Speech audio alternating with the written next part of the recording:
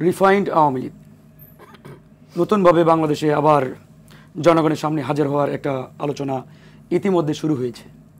তো মোটা দাগে আমি শিরোনামটা যদি এভাবে দিতে চাই যে রিফাইন আওয়ামী লীগের পিছনে পুরোপুরি এই অন্তর্বর্তীকালীন সরকার দায়ী, এবং তাদের কারণেই আওয়ামী লীগ রিফাইন হয়ে আবারও জনগণের সামনে হাজির হওয়ার চেষ্টা করছেন, কিংবা ভবিষ্যতে হয়তোবা হাজির হয়েও যেতে পারেন।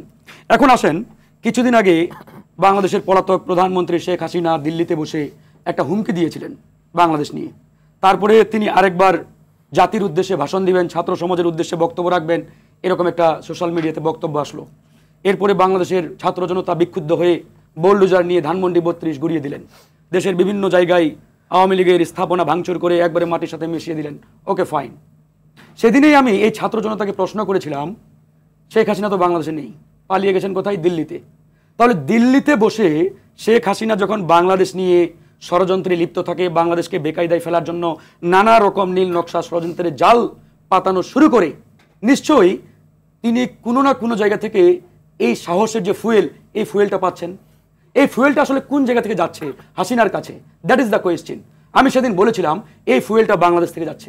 এই ফুয়েলের ট্যাঙ্কার বাংলাদেশের সরকার প্রধান এবং এই সরকারের যে হেডকোয়ার্টার যমুনা, এই যমুনাতে রয়েছে। কিভাবে? আজকে দেখেন, শেখ হাসিনা দিল্লি থেকে যখন সকালে ঘুম থেকে উঠে সামনে তাকায়, দেখে উপদেষ্টা পরিষদে আওয়ামী লীগের লোকজন বসা। শেখ হাসিনা যখন দুপুরবেলা লাঞ্চ করে, লাঞ্চের পরে ডান দিকে তাকায়, দেখেন পুলিশ বাহিনীতে 80% তার আমলে নিয়োগকৃত কর্মকর্তারা এখন চেয়ারে বসা। হাসিনা যখন রাতে ডিনারের পরে বাম দিকে তাকান, সচিবালয়ে দেখেন 90% সচিব তার আমলে নিয়োগপ্রাপ্ত আওয়ামী লীগের। চতুর্দিকে যখন আওয়ামী লীগ আর আওয়ামী লীগের ছড়াছড়ি, ঠিক তখনই শেখ হাসিনা এবং তার দোসররা বাংলাদেশকে বেকায়দায় ফেলার দুঃসাহস দেখানোর চেষ্টা করেন এবং করে যাচ্ছেন। আজকে ছাত্রলীগ বিভিন্ন জায়গায় ঝটিকা মিছিল করছে। কেন? তাদের কারণে, তাদের ইন্ধনে, তাদের প্রশ্রয়ে। এই প্রশ্নগুলো তো অবান্তর না। প্রশ্ন করাটাও সহজ, উত্তরও পানির মতো পরিষ্কার। এই সরকারের নানান দপ্তরে, পুলিশ প্রশাসন, বিভিন্ন জায়গায় আওয়ামী লীগের যারা এখন পর্যন্ত চেয়ার দখল করে রেখেছে, কিংবা নানাভাবে এদেরকে প্রমোশন দিয়ে বিভিন্ন চেয়ারে বসানো হয়েছে, এদের আশ্রয় প্রশ্রয়ে আজকে ছাত্রলীগ নানান জায়গায় ঝটিকা মিছিল করছে, হুমকি দিচ্ছে, সোশ্যাল মিডিয়ায় একবারে সরব। আপনি দেখেন, আগস্ট সেপ্টেম্বর এই 2 মাস আওয়ামী লীগের কোনো নেতাকর্মীকে সোশ্যাল মিডিয়ায় দেখা যায় নাই, তারা প্রত্যেকে গর্তে ছিল। কিন্তু সেপ্টেম্বরের পরে হঠাৎ করে আমরা দেখতে পাচ্ছি সোশ্যাল মিডিয়া আওয়ামী লীগের গরমে আর টিকা যাচ্ছে না। ইভেন প্রত্যেকটা এলাকা থেকে সেই আগস্ট সেপ্টেম্বরে আওয়ামী লীগের কোনো নেতা কর্মী কিংবা যারা আসলে গণহত্যার সাথে জড়িত, ভোট চুরির সাথে জড়িত, টাকা পাচারের সাথে জড়িত, এদের কাউকেই দেখা যায় নাই। কিন্তু 2 মাস পরে হঠাৎ করে তারা এলাকায় ওই বুকের বাটন খুলে বুক ফুলিয়ে তারা এখন ওপেন চলাফেরা করছে। শুধু তাই নয়, আমরা এমনও দেখেছি বিভিন্ন জায়গায় বিএনপি নেতাকর্মীদের উপরে আওয়ামী লীগ ছাত্রলীগের সন্ত্রাসীরা আক্রমণ চালিয়েছে, জামাতের উপরে আক্রমণ চালিয়েছে, জনগণকে নিয়মিত হুমকি দিয়ে যাচ্ছে। তাহলে এই লায়াবিলিটিটা কার? অবশ্যই এই সরকারের স্বরাষ্ট্র উপদেষ্টার। তারা পদে পদে ব্যর্থতার পরিচয় দিচ্ছেন। আজকে হাসনাত আবদুল্লাহর যে বিষয়টি সামনে নিয়ে আসছেন আপনারা, যে একটা ফেসবুকে পোস্ট, এই ফেসবুকে পোস্ট দেওয়াটা আমি মনে করি দেওয়া না দেওয়া সেদিকে না গিয়ে, সে পোস্টটা যে ঘটনাকে কেন্দ্র করে দিয়েছে, this is very much dangerous, একবারই বিপজ্জনক।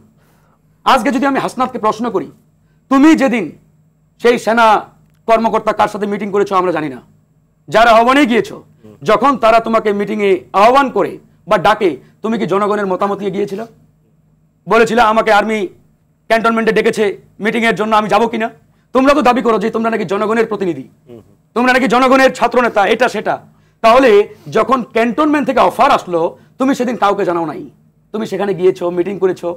ইভেন মিটিং এর পরেও যদি জনগণের সামনে এসে বলতা যে আর্মি আমাদের ডেকেছিল, এই আলোচনা হয়েছে, আমরা রাজি হই না, ইত্যাদি ইত্যাদি, তারপরেও জনগণ তোমাদেরকে তোমাদেরকে আসলে ক্লারিফিকেশন দিত। কিন্তু তোমরা 12 দিন পরে এসে হঠাৎ করে কি এমন হলো, ফেসবুকে আর্মির বিরুদ্ধে বা এই ঘটনাকে কেন্দ্র করে সোশ্যাল মিডিয়া তোমরা গরম করে দিচ্ছ। এখান থেকে একটা বিষয় আপনার বুঝতে হবে, যেমন ধরেন হাসনাত আবদুল্লাহ এই পোস্ট কখনোই করতো না। কেন করেছে?